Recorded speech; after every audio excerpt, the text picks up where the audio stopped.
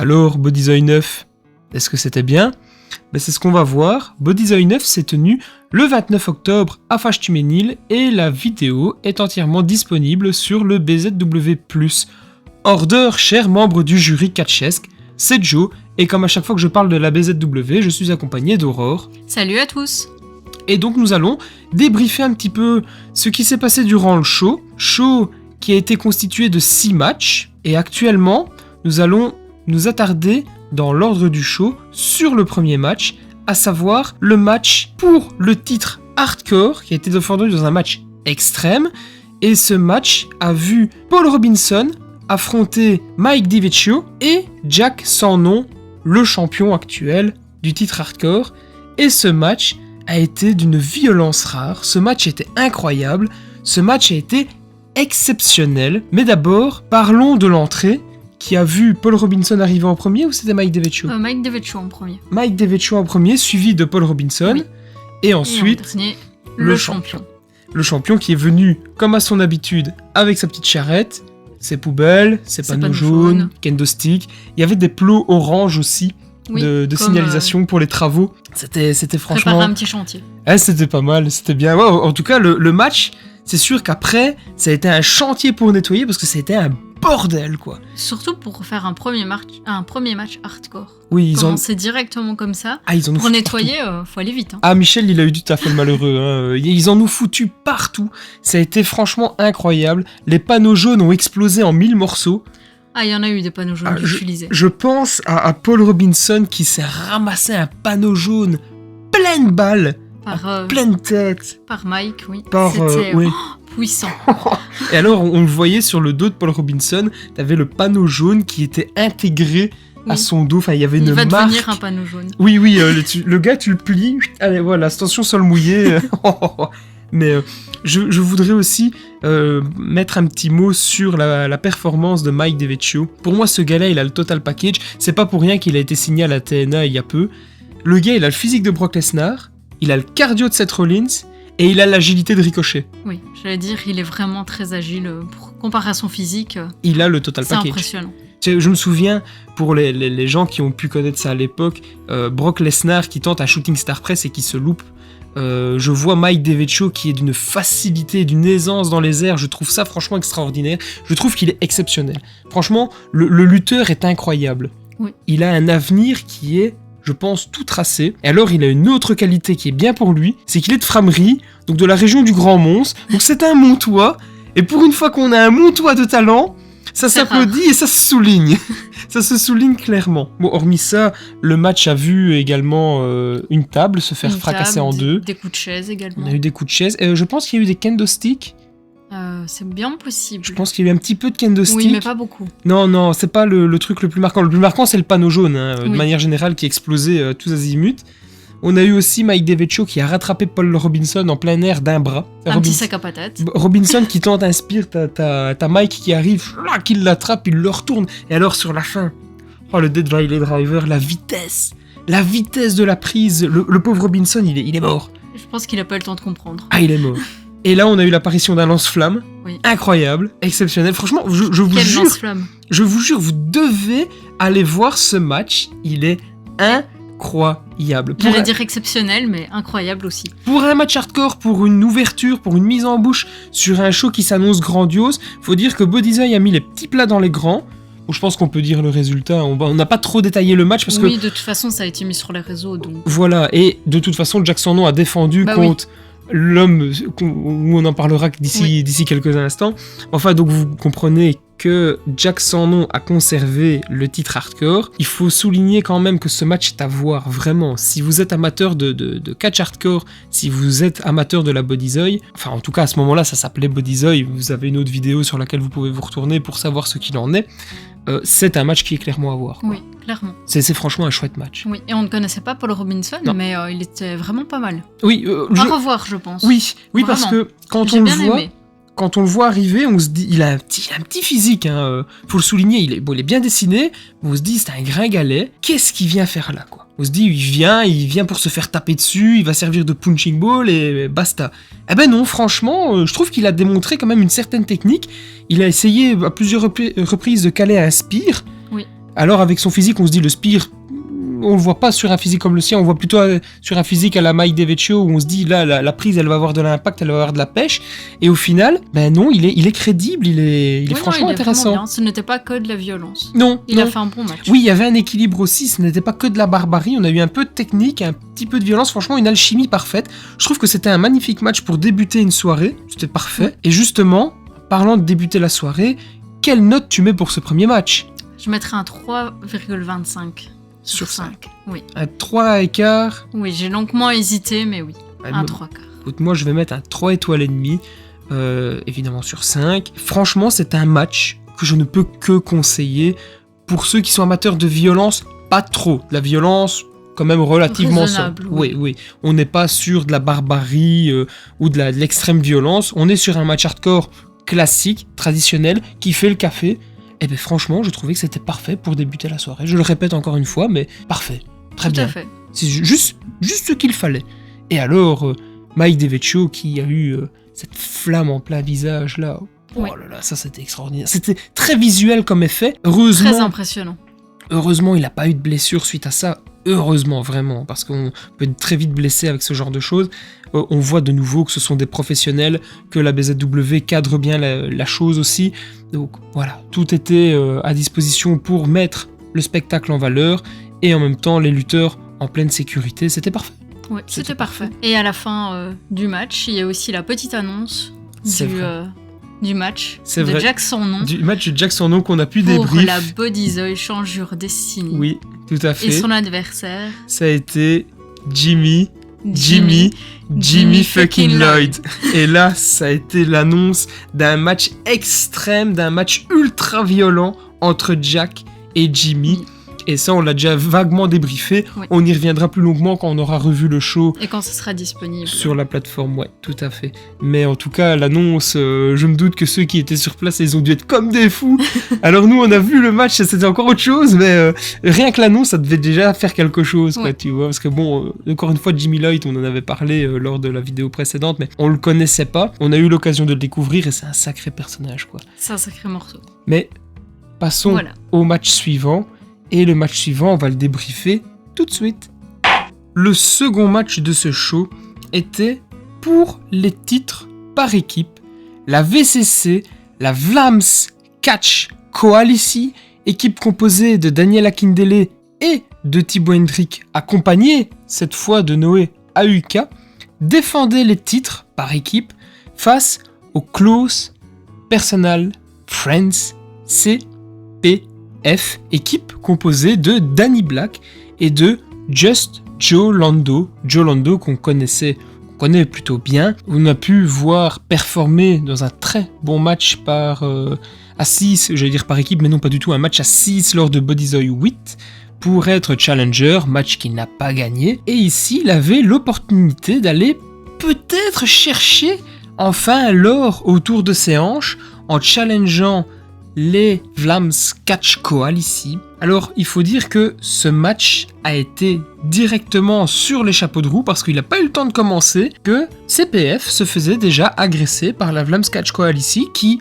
à peine arrivés sur le ring, s'en sont pris directement aux deux super potes, on va dire ça comme ça. C'était pour l'échauffement. Oui. Très important de s'échauffer avant un match. Sacré échauffement, hein, parce que bon, il faut quand même souligner que l'échauffement ne s'est pas fait dans le ring, ça s'est fait à l'extérieur. Ils ont été propulsés dans le public et puis dans les gradins.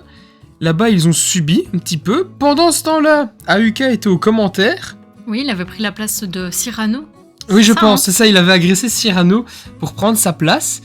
Et il encourageait de manière très véhémente Thibaut et Daniel, jusqu'à ce qu'à un moment, les CPF prennent le dessus. Et là, on a entendu la panique dans sa voix, il s'est barré à toute vitesse. Oui. Et il est revenu, et au moment où il revient, ses coéquipiers sont dans le ring, CPF est dans le ring, et le match commence. Et là, le match, on a quand même un match qui dure le double du match précédent, à savoir ici, ça dure environ 20 minutes.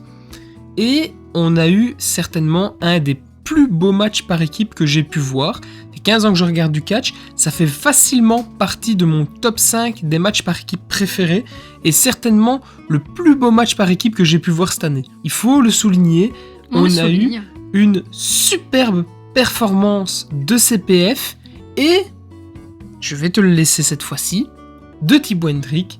Ah, c'est bien. Ton Je le chouchou. reconnais. Mais oui, en effet, comme tu viens de le dire, une très belle performance de CPF. Et de Thibaut Hendrick, évidemment, mais ça, on le sait très bien. Mais CPF, je trouve qu'ils ont une très belle alchimie. On voit qu'ils ont vraiment l'habitude de catcher ensemble. Danny Black, petit physique comparé à Jolando, mais Oui. qu'est-ce qu'il est Bah, agile dans les cordes. En fait, Danny Black est un peu plus grand, mais moins stock que Oui, mais Jolando. justement, je trouve que le physique est beaucoup plus fin. Oui, tout à fait. Jolando est quand même plus... plus massif, hein. Oui, Il est plus voilà, massif. il y a Mais quand même une grosse différence. ceci dit, il est plus massif, mais pas moins agile. Non, c'est vrai. Et en parlant d'agilité, il faut quand même souligner que Thibaut Hendrick, qui n'a pas un physique de lutteur cruiserweight, hein, il a plutôt un physique Il a de la masse. un peu stock, on sent que c'est un lutteur qui fait de la lutte traditionnelle. Il a quand même une aisance dans les cordes. 2-3 fois, on a pu le voir faire quelques manœuvres. On a pu le voir à un moment faire cette espèce de double stomp de la 3e corde. Alors, je ne sais plus si c'est sur Danny Black ou Jolando. Je Ouais. pense qu'il l'a peut-être fait sur les deux. Je ne sais plus, Mais mais je ne tu sais vois la oui, phase. oui, je hein, vois ce que tu veux et dire. vraiment, il se projette et il exécute son adversaire. Très très bien, franchement, Thibaut Hendrick ici, ça a été un petit peu de nouveau un match qui le mettait bien en valeur. Parlant de mettre bien en valeur, il y a lieu quand même de souligner la performance un petit peu en deçà, j'ai trouvé, de Daniel Akindele. J'ai trouvé que l'alchimie prenait pas spécialement bien.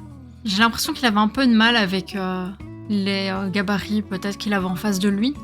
Je ne Ouais. sais pas. Ouais. Peut-être une petite différence quand même, comparé à ce qu'il a peut-être l'habitude de faire. Ouais, parce que je me souviens de son match à Bodyzoy 8 où il défendait les titres de nouveau avec Thibaut Hendrick face à Lacrasse et Ravage, et je l'avais trouvé meilleur que cette fois-ci. Oui, pourtant c'est quand même de petits physiques aussi. Mais... Oh, Ravage, c'est pas un petit physique. non, hein. mais petit physique, on se comprend. Là, Lacrasse, c'était un tout oui, petit la physique. crasse, oui. Mais ouais, je l'ai trouvé cette fois-ci un petit peu en deçà. Alors, est-ce que Il était c'était peut-être pas dans le match. Hein. Il était peut-être pas dans le match, est-ce que c'était peut-être pour nourrir l'histoire, je ne sais pas. Mais je l'ai quand même trouvé par rapport à Thibaut en deçà. C'était de manière générale dans le match peut-être l'élément le plus faible, le moins performant. Parlant justement de Daniel Akindele, j'aurais peut-être plutôt vu Ahuka remplacer Daniel Akindele. Oui, ça aurait pu peut-être donner une bonne alchimie. Bah alors déjà, surtout qu'on a, je pense, jamais vu Thibaut Hendrick faire équipe avec Ahuka, en tout Non. cas sur ce règne de champion. On avait vu Ahuka prendre le titre avec Daniel Akindele lors de Bodyzoy 7. Il n'a jamais vraiment fait équipe avec Thibaut Hendrick, et c'est dommage parce qu'on savait déjà qu'il y avait une dissension et ça aurait peut-être permis de faire une histoire sur du plus long terme. Tu vois ce que je veux dire avec Oui. justement, parce que bon, on va pas tourner autour du pot, la défaite de VCC est actée dans le match et les nouveaux champions sont donc CPF, dans une joie absolue et sur une musique extrêmement enjaillante, Nouvelle musique. certainement inspirée d'Elgie Cleary avec Bodyzoy 8 où on a vu la salle s'ambiancer comme jamais. Donc peut-être que ouais, j'aurais plutôt vu Ahuka à la place de Daniel Akindele, histoire de fournir un petit peu de grain à moudre dans cette rivalité. Parce que bon, suite à la défaite, il faut quand même souligner que Thibaut Hendrick a refusé la veste de la VCC, Oui. a préféré tout claquer, Il avait l'air triste et il était fâché. et fâché. Il était triste certainement d'avoir perdu les titres, parce qu'en plus, si je ne dis pas de bêtises, celui qui prend le tombé, c'est Daniel Akindele. Bah bien sûr. Donc, Ça ne peut pas être Thibaut. non mais, si, il peut perdre, évidemment, mais bon, ici c'était Daniel qui Mais oui, perdait. c'était Daniel qui a pris le tombé. Donc on sentait vraiment de la frustration de la part de Thibaut Hendrick. En plus, il y a des faits sur une mauvaise communication, parce que Ahuka essaye de faire le save à un moment, il y a une mauvaise coordination entre Thibaut Hendrick, Akindele et Ahuka. Des mauvais coups qui se perdent. Oui, c'est ça, il y a eu une série d'enchaînements, et au final, CPF nouveau champion, dans un match que je vais noter 4 étoiles 1 quart. C'est franchement... Très belle note. C'est un match que je ne peux que conseiller. Si je voudrais faire découvrir la Bodyzoy et la division par équipe de Bodyzoy, clairement, je monte ce match-là. Clairement, il est incroyable. C'est franchement, je te dis, c'est un de mes plus beaux matchs par équipe que j'ai pu voir cette année. C'est même le plus beau de cette année. Et facile, je te dis, comme je l'ai dit au début, le top 5 depuis que je regarde du catch. Sans rire, c'est vraiment une masterclass absolue. Alors 4,25 parce que il y a la sous-performance, j'ai trouvé, de Daniel Akindele qui vient un petit peu contrebalancer cette note. Mais franchement, un match exceptionnel, une prestation magnifique de la part de CPF. Un Thibaut Hendrick qui va voir sa carrière décoller après ça. Donc voilà, on peut souhaiter la même chose pour Daniel Akindele. On peut espérer que sa carrière décolle comme celle de Thibaut Hendrick. On lui souhaite. Mais voilà, cette fois-ci, il n'était pas dedans, ça s'est ressenti un petit peu, c'était dommage. Mais quand même un très très très beau match. Et toi, qu'est-ce que tu dis pour ce match? Combien tu le notes? Un très beau match, mais je mettrais un petit peu moins que toi. Un 4 sur 5. 4 sur 5? Oui. C'est déjà une très belle note aussi. Très belle note. On peut toujours faire mieux. Oui, on peut toujours faire mieux, mais ici, il y a quand même lieu de souligner la performance du match. Et c'est un des plus beaux matchs que j'ai pu voir à Bodyzoy. Depuis qu'on regarde Bodyzoy, on a vu Bodyzoy 7, on a vu Bodyzoy 8, ici on a vu Bodyzoy 9, Oui. et également Change Your Destiny auquel on avait participé. Et oui, sans rire... Pour toi, c'est celui-là le plus beau. Oui. Et pourtant, on sentait que CPF avait un très bon potentiel.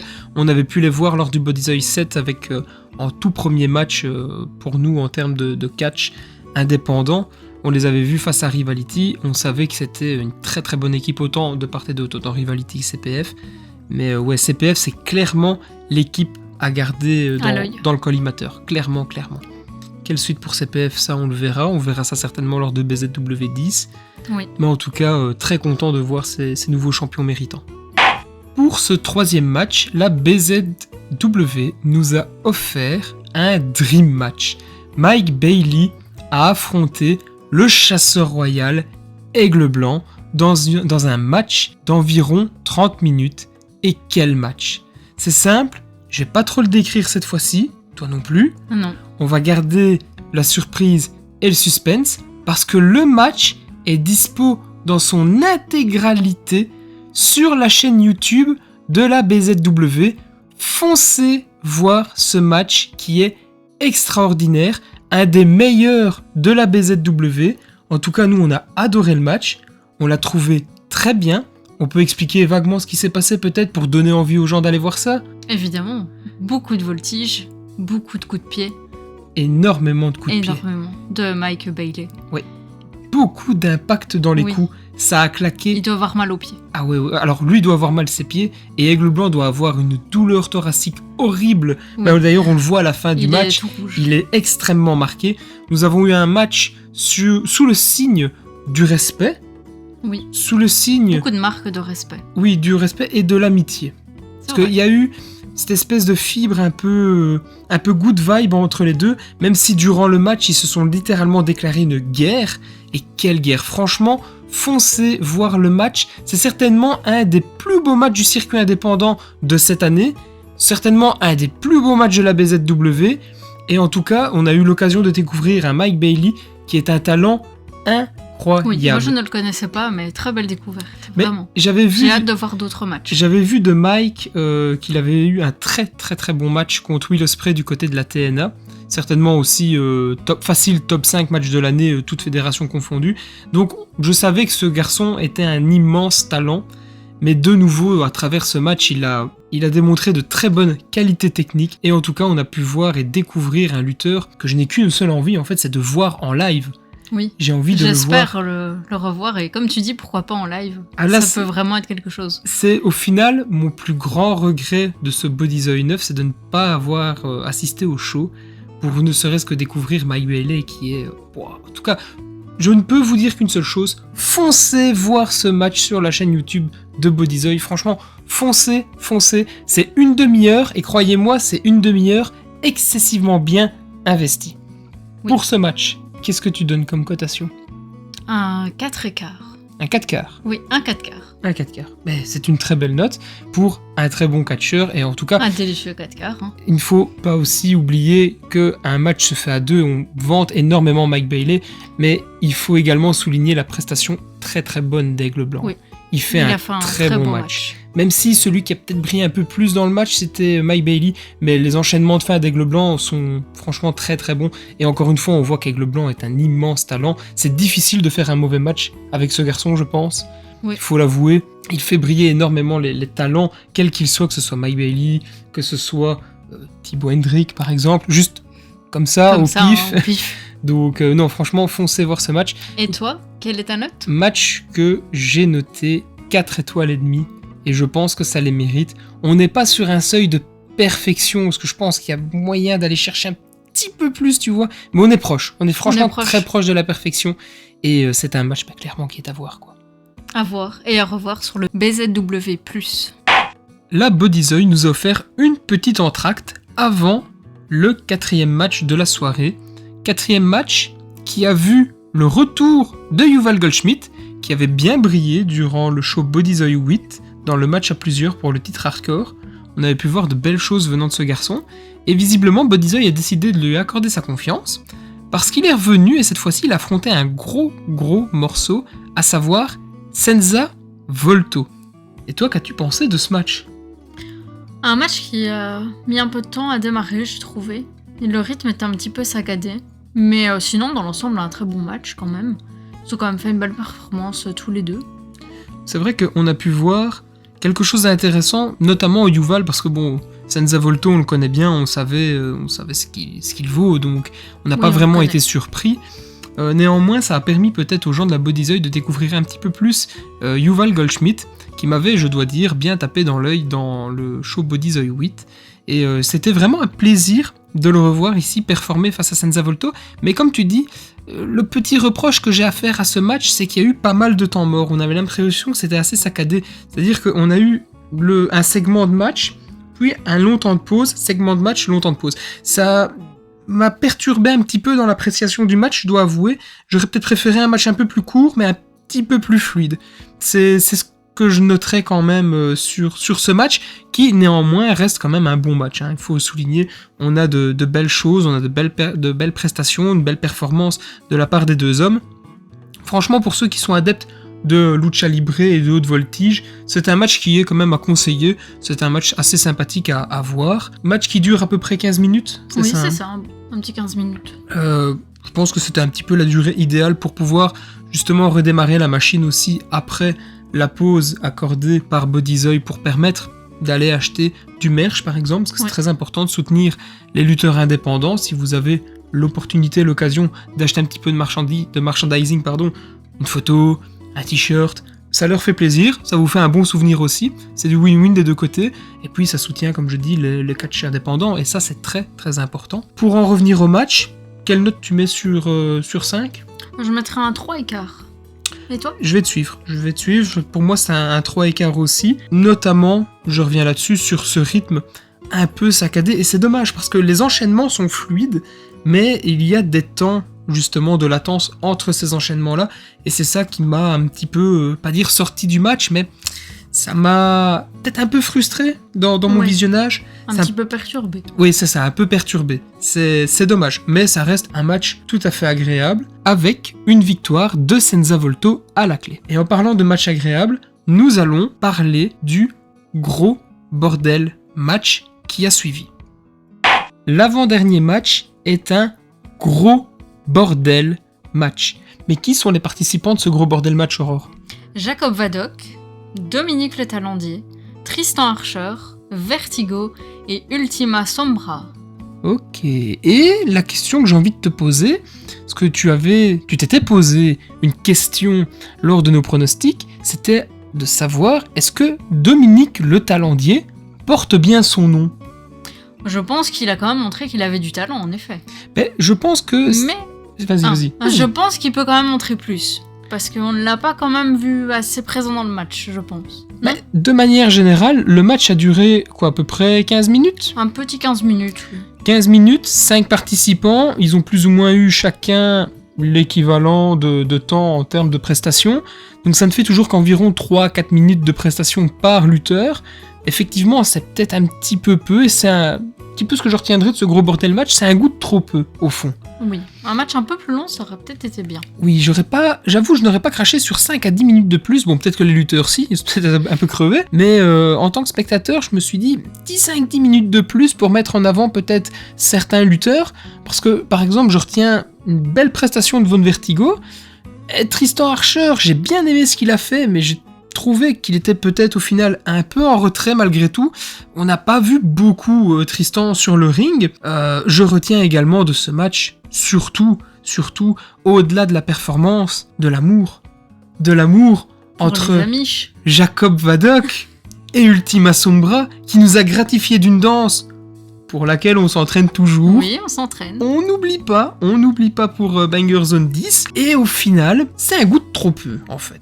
Parce que Ultima Sombra à l'aise dans les cordes, comme d'habitude, Lucha Libre et Champagne, c'est formidable. Von Vertigo, belle découverte, j'espère Oui, qu'on aura l'occasion de belle le revoir. Était franchement agréable, aussi plutôt axé sur la voltige, du catch plutôt aérien, très agréable. Franchement, une très très belle découverte. Bon, Tristan Archer, classique, on connaît, c'est du très très bon, hein. C'est du catch comme on aime, c'est du très solide, c'est très spectacle. On aime toujours le voir. J'aime beaucoup. Jacob Vadok, au fond, c'est peut-être un des premiers matchs qu'on voyait de notre Amish. Oui. On n'avait pas vu grand-chose de Jacob. Et j'ai envie de dire qu'il me rappelle les grandes heures du catch à papa, comme on dit. Tu vois, son style de catch me rappelle beaucoup les Hulk Hogan, un peu les Triple H. Un truc très con, tu vois, mais une prise qu'on ne voit plus, c'est cette espèce de coup de genou où on prend le visage du lutteur, on le met sur son genou, on saute et on atterrit, tu vois, un petit peu comme Triple H faisait, cette espèce de face crusher. Mais ça, on ne le voit plus à l'heure actuelle. Et ici, j'ai vu Jacob le faire. Je trouvais ça incroyable. Je me dis, il y a des vieilles prises qui ne se perdent pas grâce à ce genre de lutteurs qui permettent toujours de donner un petit peu de visibilité au catch à papa. Et ça, franchement, je trouve que ça fait plaisir. Et alors, j'ai gardé en dernier Dominique Le Talendier pour faire une comparaison qui va vous permettre de comprendre les choses. Vous avez à la WWE Dominique Mysterio, aussi un Dominique, qui est fils de la légende Rey Mysterio. Je vais pas expliquer qui est Rey Mysterio, vous connaissez. Soyons honnêtes, Dominique Mysterio, c'est pas dingue. C'est vraiment pas dingue. Et pourtant, il a toutes les armes pour pouvoir évoluer et pouvoir s'améliorer. J'ai pas l'impression que ça sera un très grand lutteur. Là où, par exemple, à Dominique Le Talendier, je suis pas sûr qu'il ait énormément de gros matchs à son actif. Non, je ne pense pas.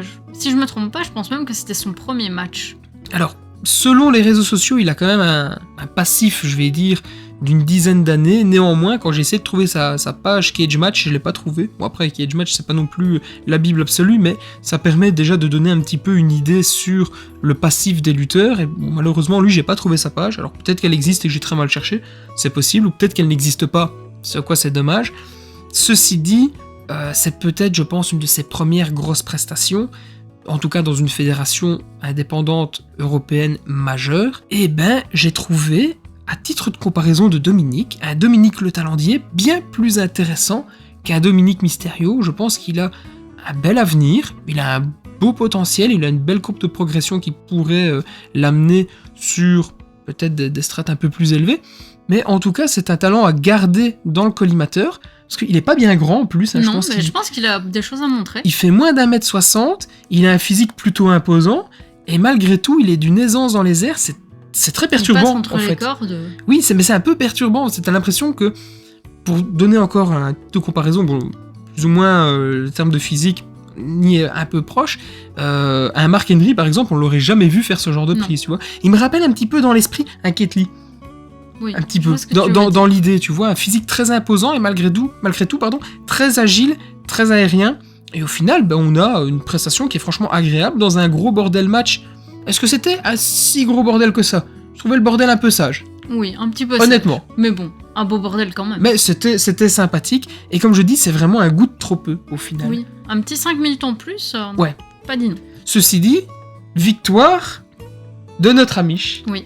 Victoire de Jacob Vadok dans le gros bordel. Très bien, c'est une très belle surprise de voir Vadok gagner ce match. Oui. Surtout que ça lui met surtout dans de bonnes dispositions pour pouvoir aller chercher Tucker. Il nous a fait une belle annonce aussi. De Banger Zone 10, donc à surveiller. En tout cas, j'attends ce match avec une très très grande impatience pour le prochain show. Nous avons hâte d'y être. Ah oui, ça va être incroyable. Je sens que encore une fois, la BZW va nous réserver de très belles surprises, mais surtout encore une fois de très très bons matchs, très qualitatifs. En parlant de qualitatif, ta note pour ce match ? Un 3,5 sur 5. Mais de nouveau, je vais te suivre, 3,5 sur 5. Comme on disait, peut-être un goût de trop peu, oui. Au fond. C'est pas mauvais, mais c'est un goût de trop peu. C'est vraiment ce qu'on retiendra de ce match-là. Mais bon, en même temps, il fallait laisser de l'énergie aux spectateurs pour le match qui allait suivre. Le dernier match de la soirée. Le main event de Bodyzoy 9. Et ça arrive tout de suite. Et maintenant, c'est l'heure du main event de la soirée. Un match pour le titre principal de la Bodyzoy Wrestling dans un match extrême. MBM contre Joey Janela. Et là, mesdames et messieurs, vous avez 30 minutes de match. 30 minutes de match, temps réel, temps ressenti, 3 minutes. Oui, on n'a pas vu le temps passer. C'est un match qui est incroyable. Mais au-delà du match qui est incroyable, avant le match, vous avez une promo d'MBM dans une église et dans des catacombes, en tout cas ce qui ressemble à une forme de catacombe. Mais quelle promo! Elle est parfaite. Franchement, on a déjà vu des promos, principalement, encore une fois, on y fait souvent référence parce que c'est ce que tout le monde connaît du côté de la WWE. Sans déconner, c'est une des meilleures promos que j'ai vues. L'ambiance, le décor, la musique, l'action, parce que MBM s'acharne sur une espèce de poupée avec le visage de Janela. Il utilise des armes, poing américain, batte de baseball, espèce de lance-flamme. Tout est incroyable. Je pense que la promo est disponible sur la chaîne de Banger Zone sur YouTube. Vous devez aller voir cette promo. C'est du génie créatif absolu. Je n'aurais jamais pensé ça avec le personnage d'MBM parce que je me suis dit au départ que le personnage d'MBM n'était pas forcément un personnage sur lequel on pouvait pousser le créatif, pas forcément comme un Undertaker ou un Bray Wyatt par exemple, pour donner un exemple de comparatif. Ceci dit, le travail qui a été apporté, le soin, l'acting d'MBM, tout est incroyable. Aussi incroyable que lui. Janela n'est pas là, au final, Non. pour ce segment. Il n'y a rien, je veux dire, c'est juste MBM qui vend le match à lui tout seul. Et il le vend bien. Et il me l'a super bien vendu. J'ai vu la promo, mais je pense qu'en plus la promo, On on l'avait déjà vu elle avait été diffusée. Oui, elle était diffusée sur les réseaux sociaux avant le BZW9. Tout à fait. Et ça donne envie de voir le match. Et alors, effectivement, le match qui suit, il est extraordinaire. Je vous ai dit, 30 minutes d'action non-stop. Non-stop. Oui, ça n'a pas arrêté. On a eu des tables, des chaises, des échelles, on a eu des pics en bois avec une image d'MBM qui est effrayante. J'ai mal pour lui. C'est hyper effrayant. Oui. Tu vois ce MBM avec des pics à brochettes qui lui sortent de la tête, t'as une espèce de coiffe iroquoise comme ça, c'est... Oh là là, oh non, c'est formidable. Franchement, j'ai trouvé ce match absolument formidable. Pour moi, ça devient un classique. On me demande de montrer Bodyzoy, de présenter la fédération en me disant voilà, qu'est-ce qu'on y fait ? Est-ce que tu as un match à me conseiller, un match à me montrer ? Je montre clairement ce match-là. Oui, il représente vraiment bien la fédération. Je l'ai trouvé absolument fantastique. Que ce soit MBM, que ce soit Janela qui est à fond, qui arrive avec une espèce de dent en moins, il a un petit trou au niveau de sa dentition. Il vient, il est sûr de lui, il est agressif. Directement, ça part. À un moment, on sort une table un petit peu customisée avec des Legos, des chaînes, des barbelés. Non, franchement, je vous dis, ce match est absolument à voir. Vous pouvez vous abonner au BZW+. C'est 15 balles pour 1 an. Rien que pour ce match, ça les vaut. J'ai trouvé ça trop bien. Je sais pas ce que toi t'en as pensé. Un match incroyable. Mais le match est fantastique. À voir et à revoir sans hésiter. Ah, on est vraiment. D'accord. Ta note pour ce match qui vaut au moins un 4,5. Toi tu notes 4,5 ? Ah oui. Mais moi, toi on est à un univers catch de la perfection. On est à rien du 5 étoiles. Je vais le noter 4,75 et je vais te le justifier. Durant la promo d'MBM, dans l'église et les catacombes, à un moment, on le voit utiliser une batte de baseball, un poing américain et une espèce de lance-flamme. Je m'attends pas à revoir le lance-flamme, on l'a vu en début de show avec Jack sans nom, et je pense que ça ne s'y prêtait pas spécialement dans ce match-là. Néanmoins, j'aurais bien voulu voir peut-être la batte de baseball ou le poing américain, ou les deux, soyons gourmands, prenons les deux, mais pour justement faire ce rappel avec la promo, ce côté très brutal, très agressif qu'il avait sur la poupée de Janela, j'aurais bien voulu juste ce petit clin d'œil, cette petite répercussion. Pour qu'il y ait une petite cohérence entre la promo et le match. Pas justement. forcément une cohérence, mais au moins un clin d'œil ou un lien Ouais. entre les deux, tu vois, de se dire, voilà, MBM, il s'est entraîné avec un point américain, il s'est entraîné avec une batte de baseball, et au final, les instruments avec lesquels il s'est entraîné, on l'a pas revu. Alors que la batte de baseball, c'était peut-être un peu plus compliqué, mais le point américain, je pense que c'était jouable. On a déjà vu ça, des Ouais. points américains dans différents matchs, donc je pense que c'était jouable. Si ça avait été utilisé, pour moi, on était sûr de la perfection, c'était 5 étoiles. C'était 5 Tu sur mettais un 5. 5. Ah ouais. S'il y avait le petit truc en plus, tu vois, c'était du 5. Bon, je chicane, je chipote, parce que voilà, pour moi, 5 étoiles, c'est vraiment quelque chose de tiré à 4 épingles, parfait, vraiment rien à redire, pas d'erreur, rien du tout. On est sur un 4,75, vraiment, c'est parce que je chicane, hein, c'est vraiment du chipotage de chez chipotage, mais c'est un match à voir, à revoir, et que je ne peux que conseiller aux personnes qui souhaitent découvrir la fédération. D'ailleurs, pendant ce match, Suri a parlé de MBM en disant que MBM voudrait dire Mathias Bien-Mombré. Est-ce vrai ou pas? J'espère un jour avoir une réponse. Alors, ne sait-on jamais. Monsieur MBM, Si tu nous entends, est-ce que MBM signifie réellement, Mathias Bien-Mombré ou pas? voilà, ou est-ce que ça veut dire autre chose? Et à ce moment-là, on te laissera répondre et on te laissera nous dire la réponse. Mais est-ce que Sturi avait raison? En parlant de Sturi, quand même soulignons la qualité du commentaire, que ce soit Sturi et Cyrano. Franchement, le duo fonctionne super bien. Oui. Je trouve que les commentaires étaient vraiment de très très bonne qualité.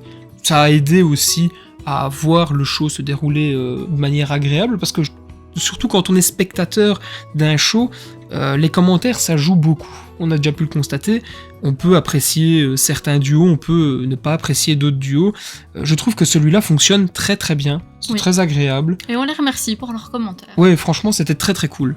C'était Oui. vraiment très très cool. Et on en profite également pour remercier le staff de la BZW Ah oui, oui, oui, tout à fait. qui fait un travail Ils font un travail qui est magnifique. colossal. Ouais. Surtout si on peut avoir, en tant que spectateur, que ce soit derrière notre écran ou en live, si on peut avoir de si beaux matchs, de si belles prestations, hein, même en termes de qualité de production, une belle production, et encore une fois c'est de la qualité, c'est un ensemble, c'est grâce au staff de la BZW, et pour ça on ne peut que leur dire un immense merci. Et surtout des encouragements, continuez comme ça, vous permettez de donner de très belles lettres de noblesse à une fédération, je pense qui au départ est belge. C'est fantastique, ce que vous faites avec la BZW, c'est fantastique parce que ça vient un petit peu de rien du tout, c'est un point de départ et ça a une proportion et ça a monté très très vite.